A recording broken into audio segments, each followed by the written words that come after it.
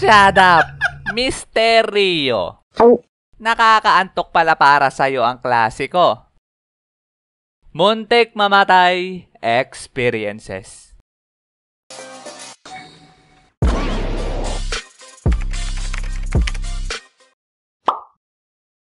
Okay. Ngayon mga repa, ay magkikwento ko sa inyo ng aking mga muntik mamatay experiences. At ikikwento ko to sa inyo para magsilbing awareness kasi dapat lagi tayo nag-iingat. Kaya wag nyong gagayahin ito, lalong-lalo na sa ating mga batang manonood. Kasi, pawang mga eksperto lang ang mga nakakagawa neto. Una kong ikikwento sa inyo mga repa ay yung mga panahon na nagkakarera kami ng bike ng tropa ko. Tanghalin tapat pa nga nun, tapos mapayapa ako nakatambay dun sa duya namin. Tapos maya-maya ay biglang dumating yung tropa ko, tapos niyaya niya ako magbike. Oy Rio, ano, tara karera? Ho, mukatte kuru no ka? Nigezu ni kono Dio ni chikazuite kuru no ka? Chikazuka nakia, temee o buchinomese nai nda na. Ho. Sige, ayusin ko lang yung kadena ng bike ko. Lalagyan ko lang din ng langis. Sige, pengi din ako. At pagkatapos ko maayos yung kadena ng bike ko at malagyan yung kadena namin ng langis na kinuha ko pa sa makina pantahin ng lola ko, ay dumiretsong punta na kami sa magiging starting line ng aming karera. At yun, ay sa tapat ng bahay ko. At ang magiging finish line namin ay doon sa may tindahan, sa may kalsada.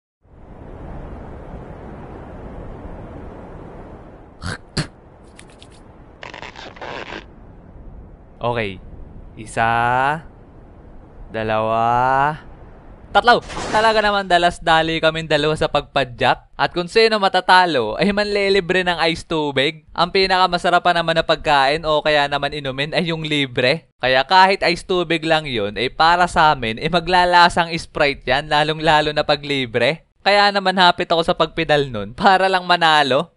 Tapos nung malapit na kami sa kalsada, ay nagready na kami lumiko sa kaliwa papunta sa may tindahan. Pero nung pagliko namin, ay may biglang bumulaga sa amin na jeep.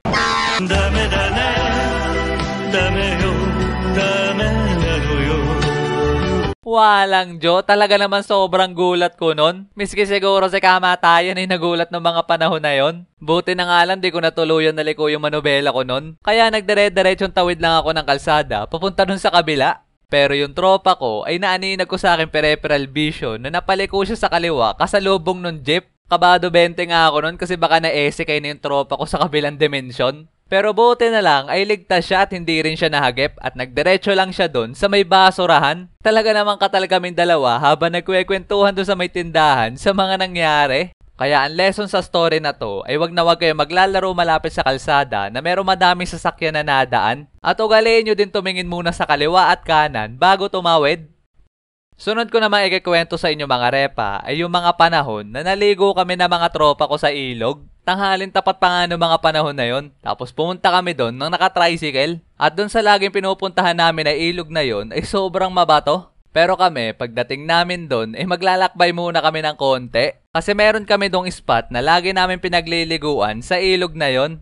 Kasi doon sa lagi namin nililiguan na yon, kahit tanghalin tapat ay hindi doon mainit kasi sobrang daming puno. Tapos sobrang lamig pa ng tubig doon. Pero bago pa kami makapunta doon, meron muna kaming tatawirin na isang ilog. Kaya nung papunta na kami doon sa aming spot, ay naging smooth naman yung pagtawid namin sa ilog kasi hindi naman ganun kalakas yung agos. Pero dapat ay maingat sa pagtawid doon kasi sobrang daming malalaking bato tapos ang lulumot pa. Kaya pag nadulas ka doon, pihadong umpog ulo mo sa mga bato. Kaya ang ginagawa namin noon ay hinuhubad namin ang aming tsinelas para makapa namin kung saan yung hindi malumot at madulas na bato na tatapakan namin. At pagkatapos namin tumawid sa ilog na yon, ay diretsong balik ulit kami sa paglalakad. At makalipas ng ilang minuto na paglalakbay, ay sa wakas ay nakarating din kami doon sa spot na lagi namin pinagliliguan. Talaga naman tagtag ang pagod at sakit ng paa nung pagsugbo ko kasi sobrang lamig ng tubig.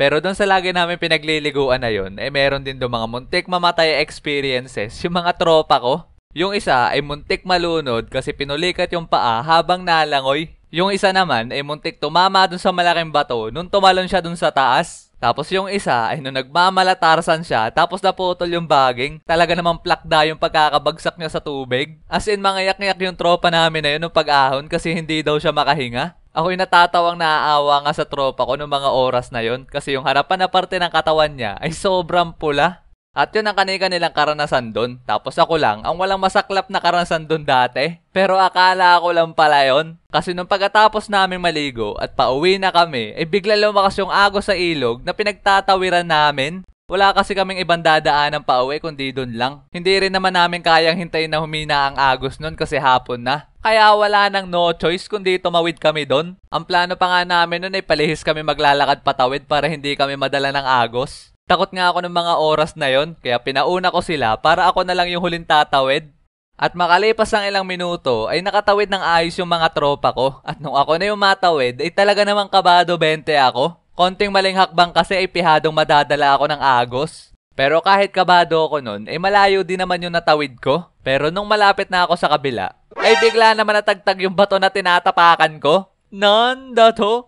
Kala ko na mga oras na yun ay madadala na ako ng agos. Pero buti na lang ay nahawakan ako ng tropa ko sa kamay.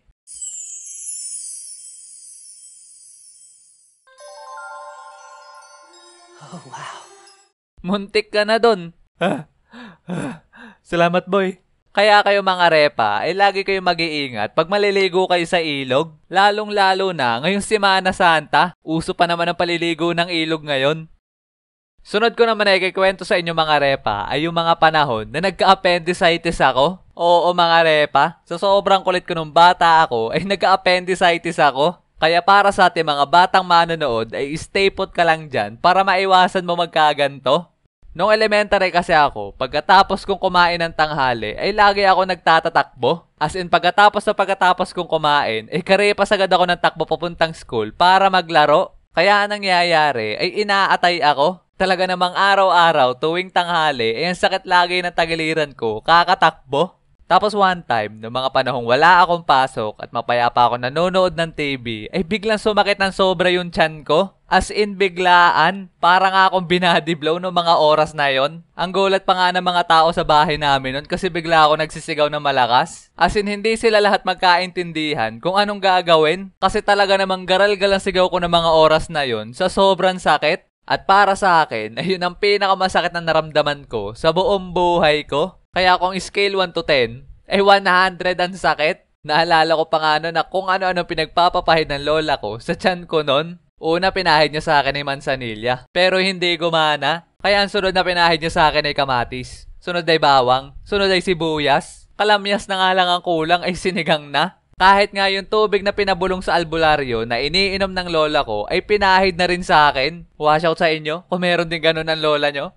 Tapos maya-maya ay tinawagan ni Tito si Mama at sinabi sa kanya ang mga nangyayari sa akin. Nasa Hong Kong pa kasi si Mama noong mga panahon na yon. Tapos ang sinabi ni Mama kay Tito ay dalhin na daw agad ako sa ospital. Pinigilan pa nga kami dati ni Lola na magpa-ospital kasi magastos daw. Hindi na daw yung kailangan kasi madadala naman daw sa hilot yung tiyan ko. Kaya nagalit si Mama ng sobra nun at pinilit niya si Tito na dalhin na daw agad ako sa ospital kasi baka mapano pa ako. Naalala ko pa nga na ang layo ng pinuntahan namin papuntang ospital. Sa sobrang layo ay nakatulog na ako sa biyahe. Tapos nung pagising ko ay nasa operation room na agad ako. Sabi pa nga sa akin ng doktor nun ay bumalik na lang daw ulit ako sa pagtulog. Tapos ang sunod ko nagising nun ay tapos na ang operasyon at si tita na kasama ko. Sabi daw ng doktor ay pumutok daw ang appendicitis ko. Buti na lang daw at nadalagad ako sa ospital kasi mamamatay daw ako pag hindi daw natagtag agad yung appendicitis ko kasi malalason daw ang buong katawan ko. Kaya ang payo ko sa inyo ay magpahinga muna kayo pagkatapos nyo kumain. Huwag yung tatakbo agad kayo katulad nung ginawa ko nung bata pa ako. Kung ayaw nyo matulad sa akin na may peklat sa tiyan na para bang may cesarean.